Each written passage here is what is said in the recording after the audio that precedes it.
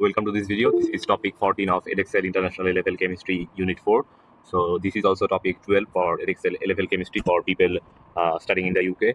So far we have finished Chemical Kinetics topic 11, Energetics topic 12, Equilibria topic 13, and now this is the last topic of Inorganic Chemistry for Unit 4, and after that we have Organic Chemistry in topic 15. So without further ado, let's get right into it. So Bronsted-Lowry theory. Before that, I must let you know that there was another theory defining what an acid was, and that was called the Arrhenius theory. So Arrhenius theory defined acid to be a substance that when it was dissolved in water, it produced H plus ions. So this Arrhenius theory was only limited to water, acid being dissolved in water producing H plus ions. Arrhenius theory did not in a way it did not define what a base was. So that theory was only limited to water. But the Bronsted-Lowry theory, it defines that an acid is a proton donor and a base is a proton acceptor. So an acid in the forward reaction loses H plus ions. So this is an acid. H plus ion here and an ion here could be carbonate anion or any anion. We are just denoting it as an A. So this acid loses H plus ion in the forward reaction. And it is a base, it accepts H plus ion in the forward reaction. So proton acceptor, proton donor. Now that is quite GCSE and AS level stuff, but we will now look at something that is completely new.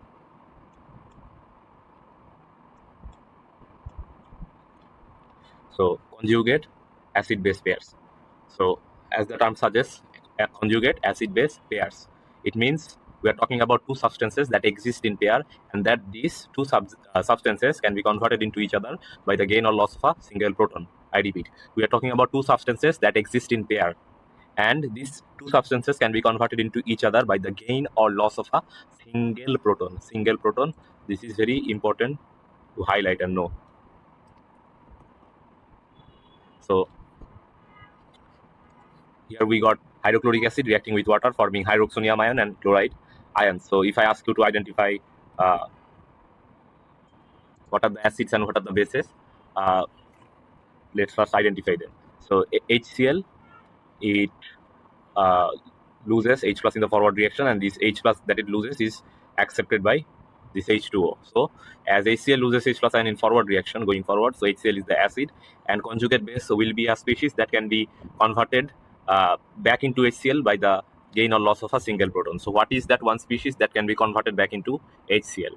If we add or remove a proton from H3O hydroxonium ion, it can never be converted back into HCl. But if we add a proton to Cl minus, then it can be converted back into HCl. So the conjugate base of HCl is chloride ion. And so we were saying this is acid, this is the conjugate base. What is this? If this is the acid, this has to be acting as a base. Yes. So H2O accepts a proton in forward reaction. So H2O acts as a base. So this is the base, and what is it? This can be converted back into H2O by the loss of a single proton. So H2O is the base, and its conjugate acid is H3O plus.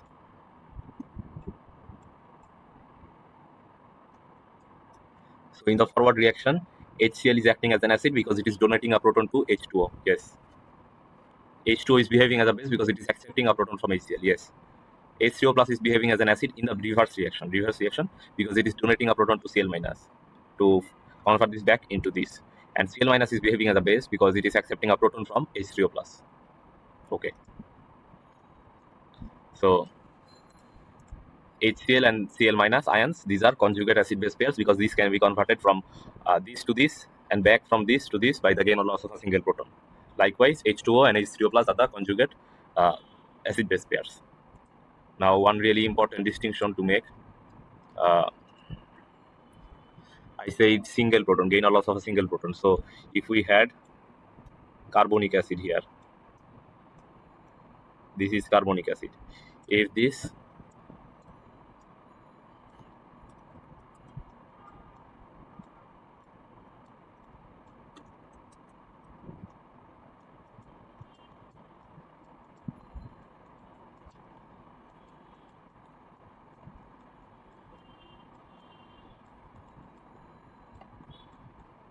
carbonic acid forming hydrogen carbonate ion and 1H plus. So my question to you is,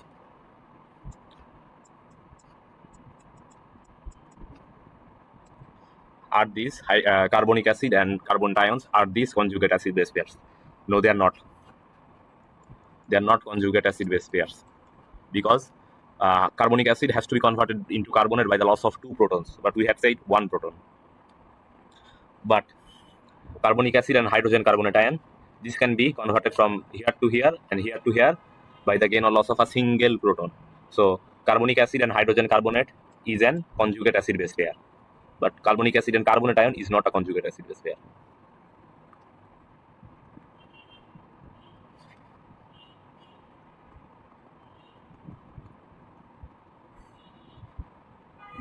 Give me a minute. Now, so some important notes, side notes that you may like would be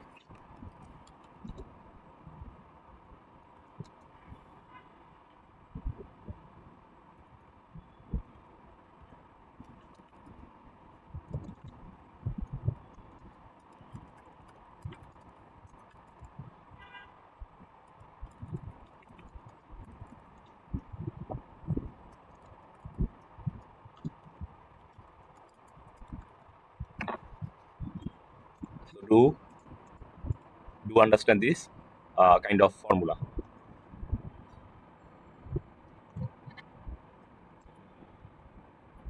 Now we are done with this. Now we look at pH. So from both GCSEs and AS level, we have not defined what was a pH in much details. But in A2, we are going to talk about pH in very much details. So pH in both GCSE and AS, you could have considered it to be a measure of whether a solution is acidic, alkaline, or neutral. So that was what pH was. But there are slight corrections or changes to your thought process on pH that will occur in A2. So in AS and GCSE, we used to say that pH 7 meant the solution was neutral. So neutrality, acidity, basicity, these are things that are really considered, that are really measured by pH, but pH 7 does not necessarily have to mean neutral pH. We will look at that later on. But for now, let's define pH. So pH is defined as the negative logarithm of hydrogen ion concentration. So pH equals to negative logarithm of hydrogen ion concentration. So you should already be familiar with using square brackets to denote concentration. So if concentration of hydrogen ion is 1 mole dm cube, 1 molarity, then pH is 0. You can do the calculation in your Casio calculator. So what is log used for? Log is used to make the numbers plottable. So if H plus concentration is 1, pH is 0. If H plus concentration was something else, the pH would not be 0, it would be another number. And so that is that. But if we had not used log, concentration of hydrogen ions can vary like this: 1 to the power 10 to the power 3 moles, then 1 moles. There is large variation in concentration of hydrogen ions. It varies by large scales of factors. So log is used to make these numbers plottable because these are exponential differences. So log is used to make these numbers plottable. So if hydrogen ion concentration is less than 1, for 1 it was 0, if less than 1, which is the usual case, because concentration of 1 mole dm cube means concentrated. It means actually concentrated. 1 mole or greater mole, 2 mole, 3 mole, 5 mole, these means concentrated. But 0.1, 0.01, 0.5, these are regular concentrations that we see in everyday life. So if concentration of hydrogen ion is less than 1, which is the usual case, so pH would be negative. That is why we take negative log, so that all the values are positive. And another thing to note is that all pH values should be recorded to 2 decimal places. So 3.18 or not 7, 7.00 or 7.38.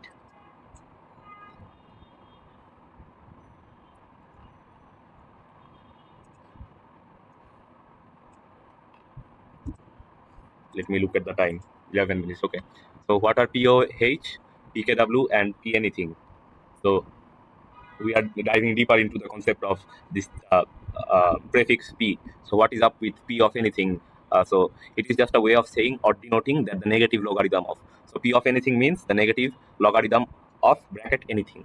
So in this context means the negative log of. So that is what we call P of anything. It is really important to understand this because both in GCSE and AS we only learned about pH, but in A2 we also have something called POH.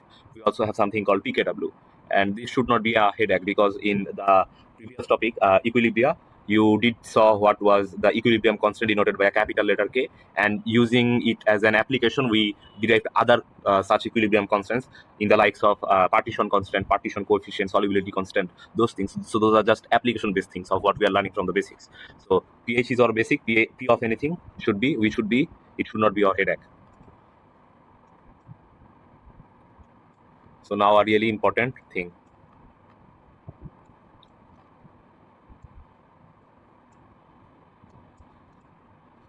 Autoionization of water and ionic product of water. So water exists as hydrogen ions and hydroxide ions as it is autoionized, automatically ionized, automatically dissociated. So in an endothermic process. So in solution, water does not exist as H2O liquid. It exists as H plus ions and OH minus ions. So it exists like that.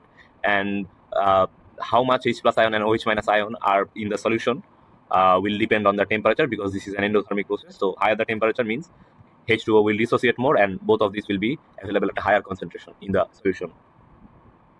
So as temperature increases, endothermic dissociation of water increases. The equilibrium shifts from, so this is an endothermic process, forward reaction. This forward reaction is endothermic. So increasing the temperature must shift the position of equilibrium to the right, from left to right. So increasing the concentration of hydrogen ions from 10 to the power -7 to 10 to the power -6 moles per dm cube. So now neutrality. Neutrality does not mean pH being 7. Neutrality is a state when the concentration of hydrogen ions and hydroxide ions are the same. So at pH of 25 degrees, the neutral pH is 7. However, as temperature changes, the dissociation of water changes. Therefore, concentration of both of these changes, but they will still be at the same concentration, because 1 mole of this dissociates into 1 mole of this and 1 mole of this. There is not like a 1:2 ratio. Both are in 1:1 ratio. So concentration of these two will be the same in all cases. So water will actually be neutral at all temperatures. So as temperature changes, the value of neutral pH changes. E.g., at 100 degrees Celsius, the dissociation of water increased, concentration of this increased, but pH is only determined by the concentration of these. So if the concentration of this increase, the pH is decreasing. So the neutral pH is 6.14. So pH 7.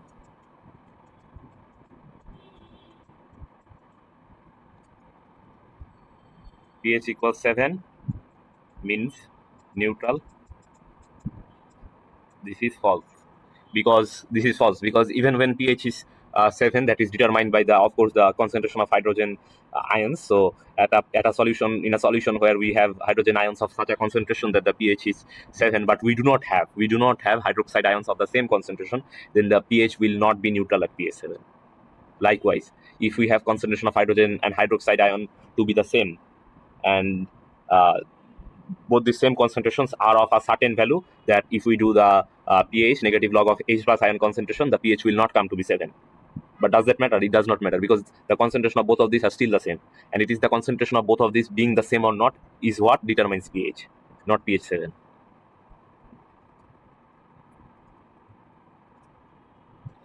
Now the ionic product of water. So we had talked about pKw, kW. So ionic product of water, this is basically kW. Ionic product of water is called kW. So it's denoted by kW, and it is the product of hydrogen ion concentration and hydroxide ion concentration, such that here kW is the product of hydrogen ion concentration and hydroxide ion concentration. And the value of kW is, you must remember this value. This value and this value must be remembered, because these values are for temperature 25 degrees. So at 25 degrees, concentration of both of these is 10 to the power -7 mole dm cube. And the pKw, if we multiply 10 to the power 7 into 10 to the power 7, we will get 10 to the power -14, and that is the value of kW at 25 degrees Celsius. So this must be memorized or remembered. For 25 degrees Celsius, you must remember this. For other temperatures, don't bother. So both H plus ion and OH minus are at 10 to the power -7 mole dm cubes. And if we take logs on both sides, we will get pKw, and using loss of logarithm, pKw will be the sum of pH and pOH. So pKw is the sum of pH and pOH. Now building up on our knowledge from equilibrium, we got acid dissociation constant. So acid dissociation constant is denoted as Ka, and it is an equilibrium constant. and it is a measure of the strength of acidity or acid. It's just the strength of an acid, how strong an acid is. So the larger the value of Ka, the if we give me a minute. Why is this acting up?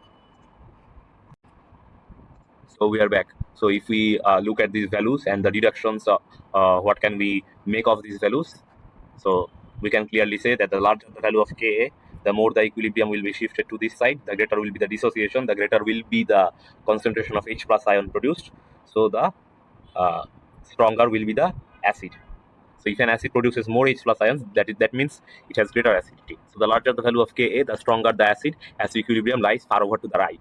And if we take logs on both sides, pKa becomes Ka becomes pKa. Okay, not Kw. We are talking about pKa. So the larger the value of pKa, the weaker the acid, because pKa is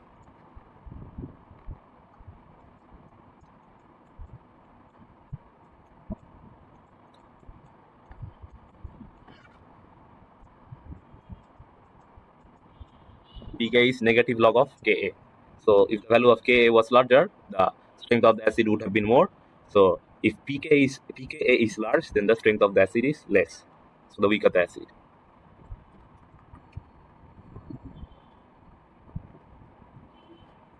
And this is how we write an acid dissociation constant expression. So Ka, the product of the conjugate base, yes, this is the conjugate base, and the H plus ion divided by the concentration of acid. And this concentration we are talking about is the equilibrium concentration, because all of this thing is an equilibrium constant. So these are all equilibrium concentrations, and this is an reversible reaction. So if we were asked about the dissociation base dissociation constant, it would just be Kb, and instead of conjugate base here, we would have conjugate acid, OH minus, and concentration of the base at equilibrium. Now strong and weak acids and bases. So this is really important, because we will find out that the calculations we do to determine the pH of a acid or a base will vary or will depend depending on whether the acid or base we are talking about or given is a strong or weak one. So weak acids bases and strong acids bases have different calculation formulas. So that is why we must be able to tell when something is strong and when something is weak, although in most of the cases we will be told in the question paper that this is an weak acid or a strong acid. We will be told that. So a strong acid is a proton donating substance, yes. Just defining the acid part here, and strong part we will define that dissociates completely into its ion when dissolved in water. So proton donating substance, acid is defined. Strong acid means dissociates completely into its ions. So that some examples of strong acids are HCl, HBr, HI, H2SO4, HNO3. You could remember this, you could memorize this. I did, so can you. So now weak acid. Yes, proton donating substance, acid defined. Weak, that dissociates slightly into its ion when dissolved in water. So weak acids are all organic acids, hydrochloric acid, carbonic acid, sulfurous acid, and phosphoric acid. This phosphoric acid is a very common exam question. Now, the strength of base or metal hydroxides depends on their solubility in water, and we know from both AS and GCSE that ammonia is a weak base.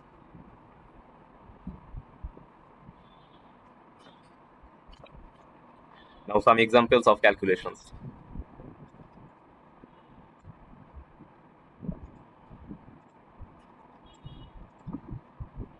So these are all exam caliber questions. I have arranged really good questions for this note I have made. So this note will be a little more expensive than the kinetics one. So examples of calculations. We got a weak acid here. Calculate the pH of 0.1 0.1 molybdenum cube chloroethanoic acid. Given that this, we are not told here whether this is a weak acid or a strong acid, but let's say how can we derive ethanoic part or ethanoate ion. This is an organic acid. Organic acids are weak. That is why I told you should remember this stuff. And the strength of bases, don't worry about that. Just look at the solubility. You know the periodicity trends, so look at the solubility.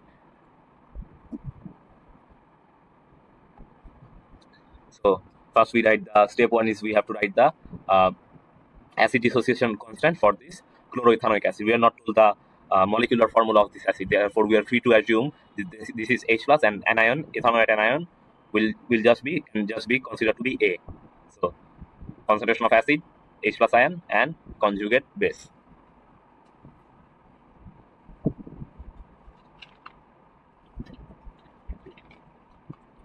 Step 1 is finished. Now in step 2, we have to make some assumptions.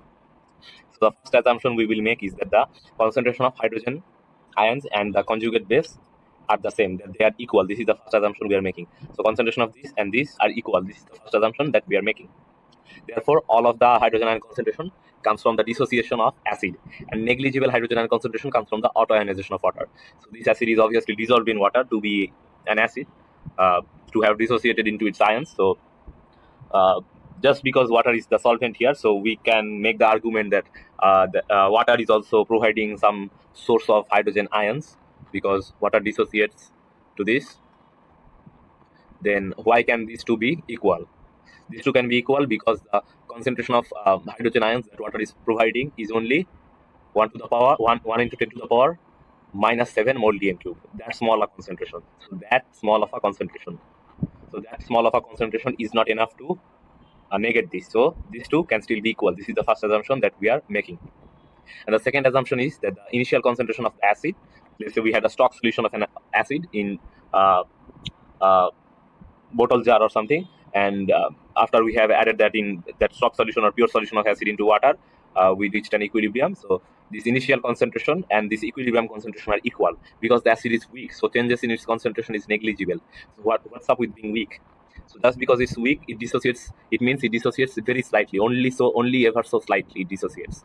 So if it dissociates only ever so slightly, then changes in concentration of it from initial to equilibrium will not be much. So we can assume that the initial concentration and equilibrium concentration are the same because it dissociates very little. So changes in its concentration is actually very little. So step 1, step 2 done, and now step 3. And these questions will come for 3 to 5 marks. Yes, 3 to 5 marks. Exactly like this. So representative questions. So now in step 3, what we are doing is we had this over here. So if these two are equal, we can just say that this can be written as that. This is an equivalent quantity. Concentration of H to the power 2 raised to the power 2. Because these two are equal, so we are multiplying these two and getting this. So if we rearrange and bring the H plus to this left hand side and get rid of the to the power 2 square from above, we will get a root of this. So we know this value Ka, we know the concentration. Yes, initial concentration, it is already equals to equilibrium concentration. So this inputted here, the values are inputted here, and we get the concentration of hydrogen ions. We are not done. We were asked to calculate the pH. So negative log of what we found here gives us this. So done. Calculation is done. Now for a strong acid.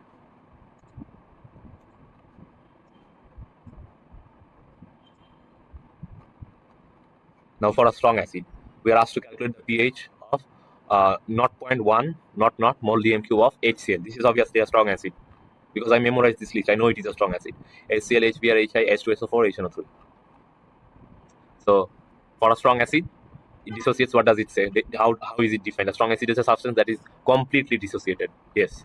So if there was 0.1 mole dm cube of HCl initially, after dissociation, the concentration of H plus ions formed will be exactly equal to this, because HCl dissociates into H plus Cl minus 1:1 mole ratio. So complete dissociation of this will produce H plus ions of the exact same concentration. So we got the concentration of H plus ions and pH as simple as that. Now for base. So this is sodium hydroxide at 298 kelvin standard temperature. So concentration of OH minus, because this is a strong base, not an ammonia, rather a strong base, so it also dissociates completely. So the concentration of OH minus ion that these 0.100 mole dm cube of sodium hydroxide will be producing will be equal to its concentration. So we knew the ionic product of water was multiplication of the product of this and this. So we can calculate the H plus ion concentration straight up. So we got Kw. Kw was the ionic product of water. That was this. This is not a base dissociation constant, and we do not need to worry about a base dissociation constant because these are strong acid base calculations. In strong acid base calculations, we do not have to worry about base or acid dissociation constants. That should only be of worry when weak acid or weak bases pH are being calculated. So this is just ionic product of water for 0.100 equivalent quantity of hydroxide ion, we are finding the equivalent quantity of or corresponding concentration of H plus ions. So ionic product of water divided by hydroxide ion concentration, we get the concentration of H plus ions. So once we get the concentration of H plus ions, corresponding concentration of H plus ions for this concentration of base, so that corresponding concentration of H plus ions is inputted or inserted into the pH formula. So this, and we get the pH. Now for diprotic acids. For diprotic acids, such as sulfuric acid is a classic example, it is only a strong acid in its fast ionization. So diprotic basically means it loses 2 protons. Loses 2 H plus ions.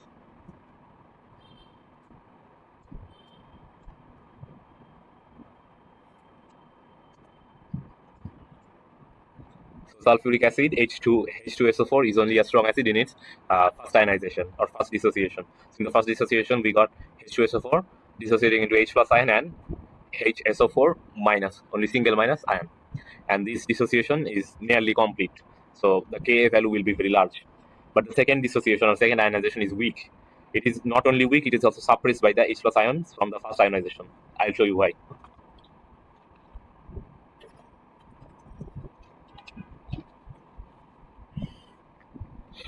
So the second dissociation was weak, so the Ka value was very small. So this dissociated into H plus ions and sulfate ions. So now we are going to explain why it is suppressed by the H plus ions from the first ionization. So HSO4 is a weak acid, so it has a small, very small Ka, true. So equilibrium lies to left. Equilibrium does lie to left, left. So, but H2SO4 2 minus. Okay, H2SO4. Should I have even 2 minus here? HSO4 2 minus. I made a mistake here. Typo here. This will be corrected in the notes. No worries. So yes, HSO4 minus. This was a weak acid, had a small Ka, true. So equilibrium lied to left. But H2SO4, this is a strong acid. Sk is very large. Yes, very large. So equilibrium lies far over to right. Does lie far over to right. So we got almost a complete reaction here, rather a reversible reaction. So the H plus ion from the first dissociation shifts the position of the second equilibrium to left furthermore. How? First, we talked about which was strong, which was weak, and commented on their Ka values and the implications that could be made from the Ka values. These were the first 2 marking points, and the third marking point was the large concentration of H plus ion produced here will cause this to increase overall. So if this was increased, the equilibrium will shift further. The quotient will become very large. The quotient will become very large. So for the quotient to become small, the equilibrium will furthermore shift to this side. This will increase this.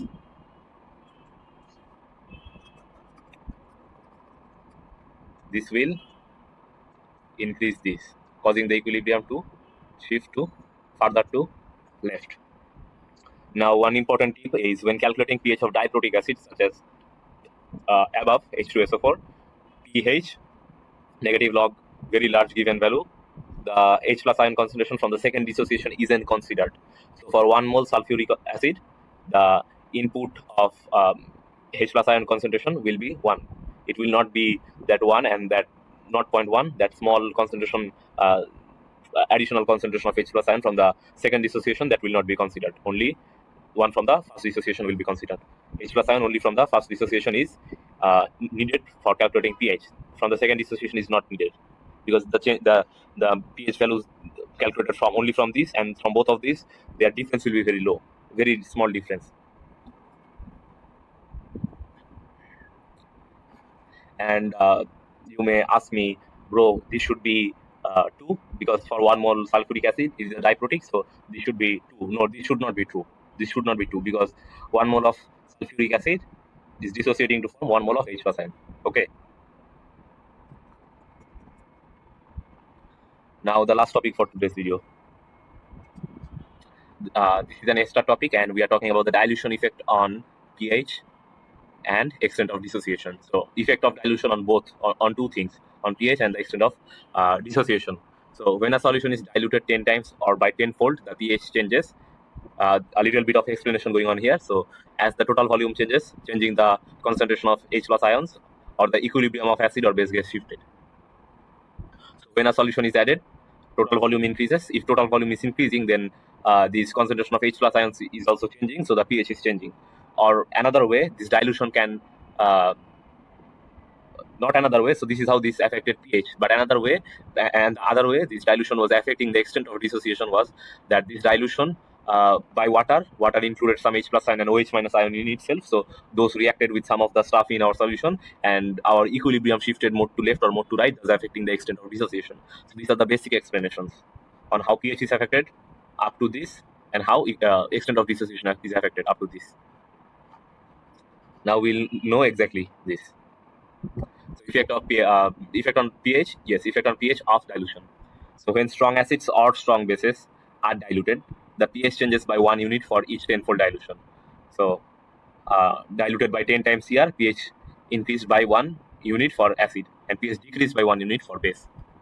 So pH always increases for acids, and pH always decreases for base. And when we have strong acid or strong bases, the pH increases by 1 unit for acid and decreases by 1 unit for base. But when we have weak acid or weak bases, the pH increases by half unit for acid and decreases by half unit for base for each tenfold dilution. Always remember, pH always increases for acid on dilution, and pH always decreases for base on dilution. So adding water shifts position of equilibrium for, so now the explanations going on here. So we are adding water. So adding water, what does it do? Adding water shifts the position of equilibrium for weak acids by some extent, as OH minus ion from water neutralizes H plus ion from acid. So extent of dissociation of weak acid increases. So we got a weak acid here.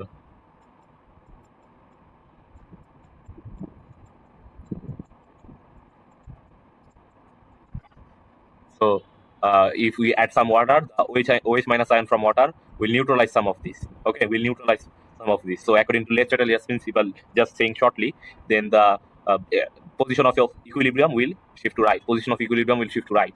So the extent of dissociation of the weak acid increases because position shifts to right. So the extent of dissociation of the weak acid increases. Okay, so dilution increases the extent of dissociation of weak acids. However, the total volume also increases. Yes, total volume is also increasing. So even though extent of dissociation increased to provide a larger concentration of H plus ions eventually, but the total volume also increased, and this change in total volume is much greater. So as a net result, the concentration of H plus ions decreases, and if the concentration of H plus ions decreases, the pH will increase. So H plus ion concentration decreases, the extent increased, but the total volume also increased much more. Okay, tenfold. Remember, tenfold is a big term. So extent did increase, but the concentration did decrease too. So what happened eventually was the concentration of H plus actually decreased. So the pH must have increased. So lower the concentration of H plus means lower the acidity, means higher the pH. Lower the pH means more acidic, higher the pH means less acidic. So if this decreases, acidity decreases, pH must not decrease, pH must increase. Now adding water has no effect on position of equilibrium of strong acids. A strong acid is already completely dissociated. Strong acid is already completely dissociated. Okay, so this is not a reversible reaction, already completely dissociated. So what will water do? And so has no effect on position of equilibrium of strong acids or bases. So no effect on extent of dissociation of strong acids, as it has no effect on position of equilibrium. So no effect on extent of dissociation as well. So dilution has no effect, no effect on extent of dissociation of strong acids. However, total volume of solution does increase. So H plus ion concentration again decreases. So acidity decreases and pH increases. So dilution increases pH for both strong and weak acids, but only the extent of dissociation increases on dilution for weak acids. That is only true for weak acids. So as far as I know, no notes, I'm not stating the websites, no such notes you will find on the internet that will give explanations for this, but I gave the explanations for this in my notes. So please purchase this will be helpful. So that also concludes it for this video. In the next video, we'll be looking at buffers, acid-base buffers, blood buffer, calculations, really important, titration, lastly exam question, only 9 pages. So we are done half the way. So if you like this video, please make sure to like, comment, and subscribe and share it with your friends who are sitting for the upcoming October 21, Jan 20, upcoming October 23, Jan 24, or May 24 candidates. So share with them and see you in the next video.